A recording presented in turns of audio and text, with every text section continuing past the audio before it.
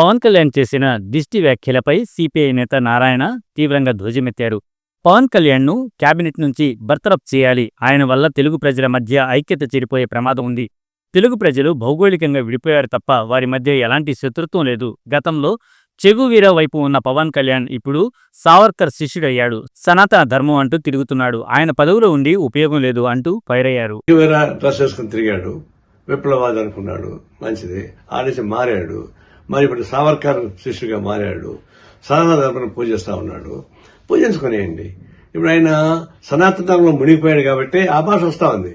ఇది దిష్టి తగిలింది అని చెప్పేసి మాట వస్తుంది. అది సనాతన ధర్మం నమ్మేవాళ్ళు అట్లా మాట్లాడుతూ ఉంటారు. ఇప్పుడు ఆయన స్వేచ్ఛగా తిరగమని చెప్పండి, సనాతన ధర్మాన్ని పూజాల్సిన తిరగమని చెప్పండి, గుళ్ళు తిరగమని చెప్పండి, హాయిగా ఉంటుంది, ఆయనకు మంచిది.